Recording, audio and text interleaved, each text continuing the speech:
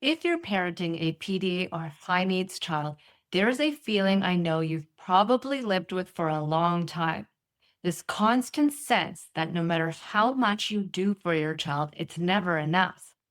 You give more time, more patience, more flexibility, more of yourself than most parents are ever asked to give. And yet it still feels like you're falling short. Okay. And then it happens.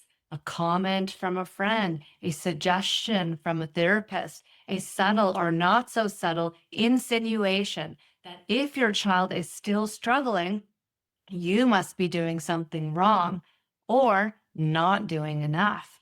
And in that moment, something drops inside you. The shame hits and it hits deep. Before you know it, you're no longer present. You feel disconnected from your child, disconnected from yourself, and you want to disappear, maybe even give up. All of your effort suddenly means nothing in your own mind, even though realistically you are doing more than most parents ever have to. And somehow you are still the hardest on yourself. Okay, so in this episode, I'm going to help you understand why this shame spiral happens, why it isn't your fault, okay, and what actually helps you come out of it faster without blaming yourself or pushing harder. Okay, there are three key shifts that I want you to walk away with. Not to give yourself a free pass, but because you deserve to stop living inside this shame spiral. Okay, you deserve to understand what's actually happening in your nervous system to come out of that shame spiral faster and to hold a much truer and kinder truth that you are doing more than enough for your child, even if they still have challenges. Okay, so let's break this down together. Okay, so years ago, I was on a call with a therapist I had reached out to for support. I wanted help understanding how to support my son's attachment system, how to help safety and connection come online for a child who was struggling so deeply at the time. Okay. And at the point in the conversation, she made a comment.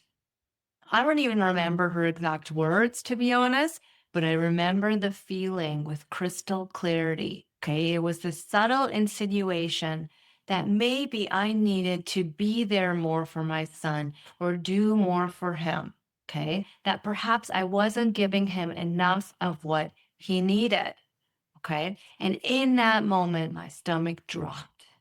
This feeling was all too familiar. There were many times I felt this before with well intentioned friends making comments insinuating I must be doing things wrong for my child to have these intense challenges.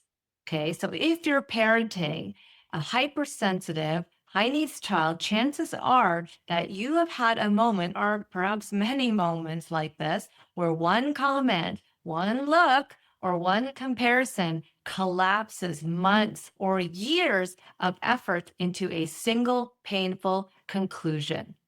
I'm not enough. Okay. And then the shame hits, right? The shame hits. Okay. So this comment came from this therapist, came after months of like me canceling work days to be available to my child, sitting through hours of nightly rages, functioning on chronic sleep deprivation, doing everything I knew how to do to create secure attachment, all while parenting a child whose severe OCD and PDA made it nearly impossible for him to receive care or closeness unless he could control most of my basic needs, even when I could go to the bathroom. Okay. And yet one comment was enough. My nervous system didn't hear nuance. Okay. It didn't hear context. It didn't hear effort. It heard, you are failing and you are not enough. And I went into a shame spiral. For days afterward, I felt stuck. My nervous system wanted to hide, to disappear, to go away. I tried my best to still be there for my son, but inside I felt like one giant failure. Okay, so what made this spiral even harder was that it wasn't happening in isolation. Okay, at the time, my system was already under enormous strain. I was carrying so much shame about the moments when I did lose it, like the once a month rage that would surface when my son tried to control my most basic bodily needs. And even though these moments were rare compared to how much I did show up for him, they took up the most space in my mind. Can you relate? I'm sure you can.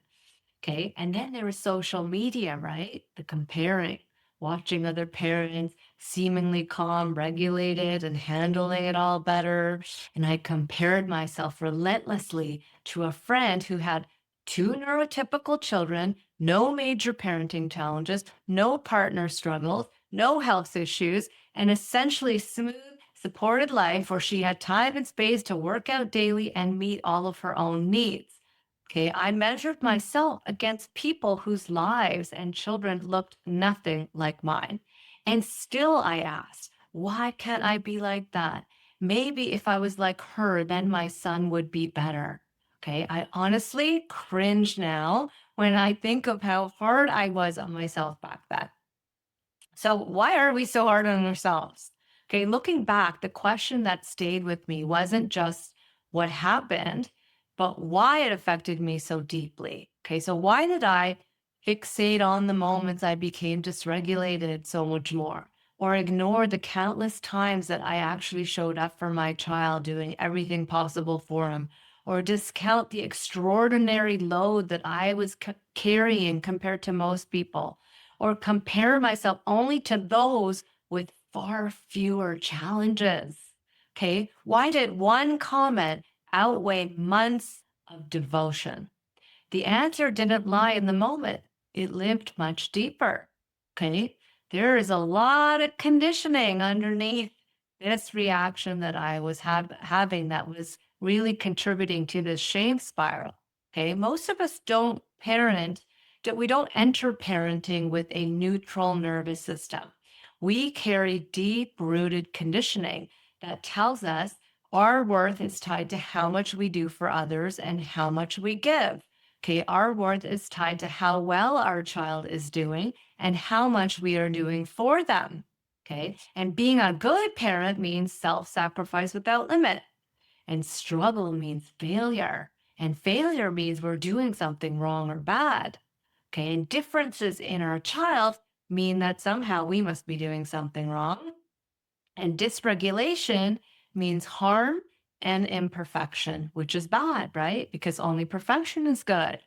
Okay. And then needing space means we are doing wrong, we're doing something wrong if we need space, or that we're being selfish. Okay. Many of us learned early on that love, safety, or belonging were conditional and earned by being good, calm, accommodating, pleasing others, or being perfect. Okay, so when parenting stretches us beyond capacity, as parenting a PDA or high needs child inevitably does, it doesn't just feel hard, it feels dangerous to our nervous system. It signals that something must be wrong for it to be this hard. Okay, that's a big one.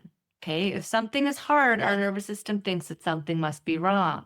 Okay, and underneath that belief lives a much deeper belief that comes from conditioning as well, is that if something is wrong, then I must be wrong or bad or unworthy. Okay, and here's where we cue shame. Shame comes in and takes over. And shame here isn't just an emotion, right? It's a survival response. It's an attempt to make us better so we can feel safer again. But instead of protecting us, it often pulls us into a vortex of despair and unworthiness and isolation, where we feel increasingly alone and increasingly convinced that we are somehow failing. Okay.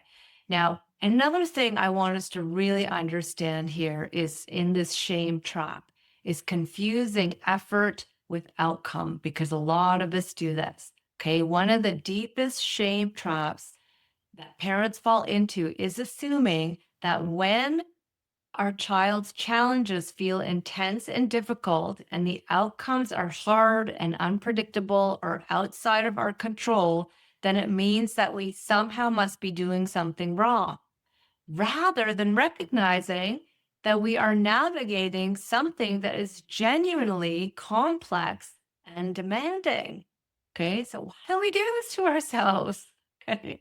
This is especially true when parenting a child with a sensitive, reactive, or neurodivergent nervous system, where outcomes often do not match the amount of effort being put in. Okay, so we unconsciously absorb beliefs like, if we were better, the outcomes would be easier. Or if we were more regulated, our child would be calmer. Okay, or if outcomes are hard, we must be doing something wrong. Okay, this is deep and this is so, I feel like, deeply ingrained in so many of us. Okay. But what I want to say here is that parenting difficulty is not a measure of parental inadequacy. Okay. And challenging outcomes, okay, we put in effort, but we have challenging outcomes. Those challenging outcomes are not evidence of insufficient effort or insufficiency on our part. So just please take a moment to let this land because it's so important. Okay. Your child's nervous system and ongoing challenges are not a reflection of how good you are as a parent. They're just not. They reflect nervous system sensitivities that are largely out of your control, okay, and not due to a lack of effort, care, or love on your part. Okay, but that's what a lot of people assume, right? And think of us and from the outside, because just how we're all wired, with that's how we're all conditioned. But instead of a measure of inadequacy, this is really a measure of complexity. And complexity often produces hard outcomes, even when extraordinary effort is being applied. Okay, so some children require vastly more regulation, attunement, flexibility, and nervous system capacity than others. And some family systems are navigating layers of trauma, generational trauma, health issues, financial stress, isolation, or lack of support that others simply are not. And yet we judge ourselves as if everyone is starting from the same place, as if effort should guarantee outcome. Okay. When we confuse effort with outcome, then shame thrives. Okay. The harder the outcomes, the worse we feel about ourselves. The more effort we give without seeing the outcomes we hope for, the more we discount or dismiss our own effort. And the more complex the situation, the more we internalize blame for outcomes we don't even have control over. Okay. But here is the truth we are rarely taught: difficulty does not mean deficiency. Struggle does not mean failure. And effort does not guarantee ease or predictable outcomes. So, your child's sensitive nervous system is not evidence that you are doing something wrong. It reflects innate sensitivities and challenges that are outside your control. Okay. Not how much effort you're putting in and how much you care or how deeply you love. Okay. That is so important to take in. Okay. So let's just talk about what shame does to the nervous system. Okay. When shame takes over, the nervous system often moves into withdrawal, collapse, self attack, and the urge to disappear. So pulling away from our children in these moments, I want to say that it's not a moral failure, even though we feel so bad for it, right? It's really a system overwhelmed and trying to protect itself. But instead of compassion, we often add negative meaning. Oh, this proves now I'm not enough because my system is automatically pulled away. This will damage my child now. I should be better by now, right? We're so hard on ourselves. Shame convinces us that we are alone in this and that everyone else is managing just fine, when in reality, many parents are quietly holding the shame fears, the shame fears behind closed doors. Okay. And then the shame spiral tightens its grip on you.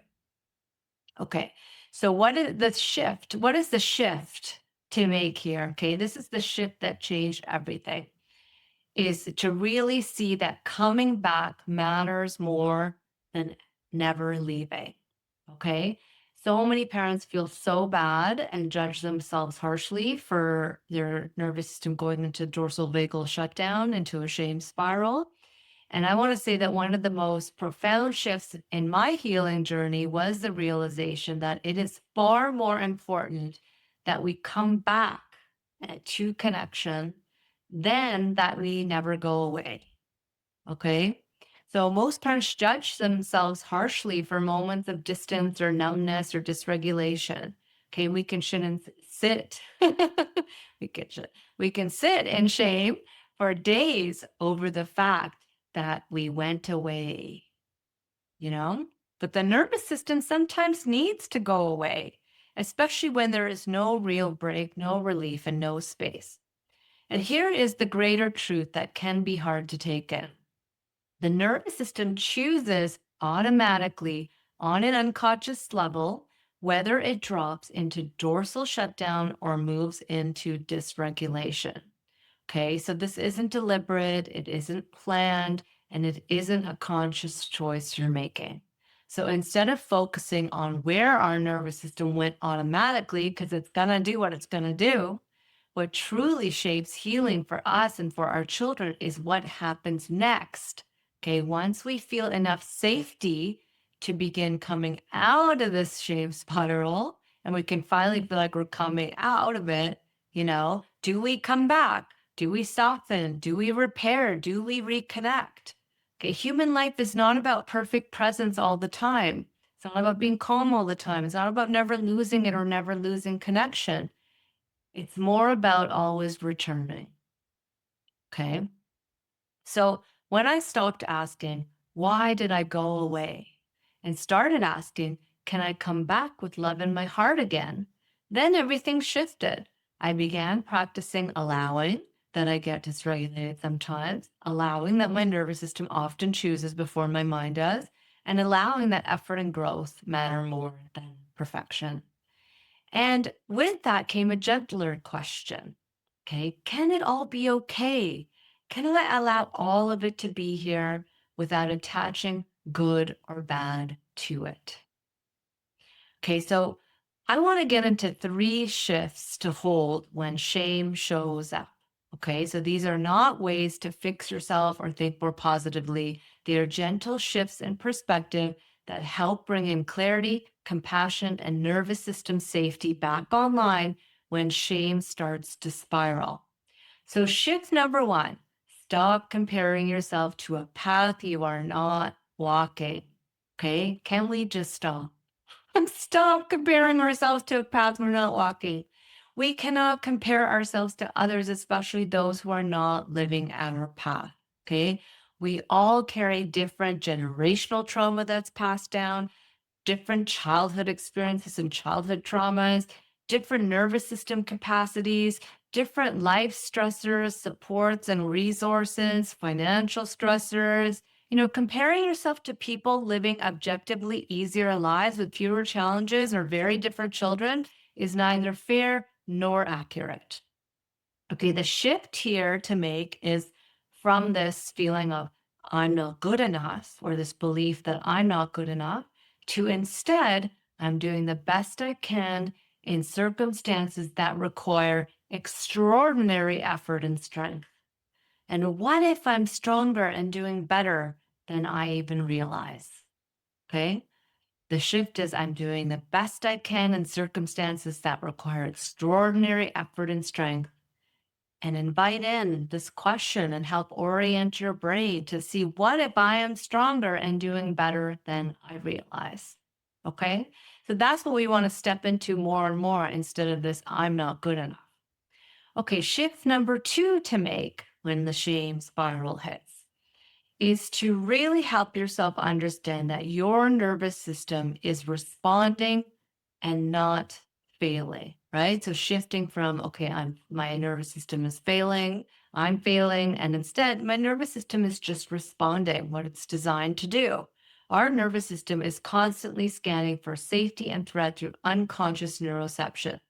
And when our nervous system like goes away, right, we shut down into the shame spiral or we become dysregulated. This is not a moral failure or a conscious choice. Okay, it is the body doing what it knows how to do to protect us in moments of overwhelm. Okay, nothing has gone wrong. So the shift here is really from I failed because I became dysregulated or disconnected. So instead of seeing you becoming disconnected and dysregulated as failure, shift to, oh, my nervous system did what it needed to do to survive this moment. And from here, with awareness, I can gently support myself in coming back. Okay. So, and that might take some time because we can't always force ourselves out of that dorsal collapse of shame. And it could take some time and really working on helping yourself feel safe enough to come out of it, right? So grace and giving yourself grace and compassion, they don't excuse harm, but they create the safety required for regulation, repair, and choice again. And that's really important. Okay. It helps you come back. Okay. So shift number 3 is what matters most is that you come back, right? So let's focus on that more. Okay. Not focusing so much on, oh, I had a rupture. Rupture is not failure. So perhaps we can stop putting so much focus on self blame for the rupture. It is an inevitable part of being human, of being in relationship and living in a nervous system built for survival first. Okay. What builds resilience for us and for our children is not perfection, but repair. Okay. So the shift here is from this belief that I'm bad or not enough because there was rupture and therefore I should be ashamed for it. Okay. The shift is from that to instead, rupture is allowed, repair is powerful. What matters most is that I come back to connection again and again. Okay, so the relationship is always stronger than the storm that passed through. Okay, so those are the 3 shifts that I invite you to step into and to really cultivate within yourself when the shame spiral hits. Okay, so I want you to understand that you're not failing. You are responding again and again to circumstances that are genuinely complex, demanding, and largely outside of your control. Okay. When outcomes are hard, it is not because you are doing too little or not enough. When you get dysregulated, it is not because you are broken and failing. And when you need space, it is not because you don't care. It is because you are human. Parenting with a nervous system under conditions that ask more of you than most people will ever be asked to give. And each time you soften toward yourself, each time you release the meaning that something is wrong with you, and each time you find your way back with honesty, care, and love, you are doing something far more powerful than being perfect. You are teaching your child and your own nervous system that connection can stretch and bend without breaking, and that repair is real and meaningful and builds resilience. And that effort matters, okay, even when outcomes are hard. And that love doesn't disappear when things fall apart. It finds its way back. So this is what I invite you into. And if this resonated with you, please share, please comment, and let me know. I'd love to hear your comments. And please share it with other parents who may need to hear this message too. Thank you.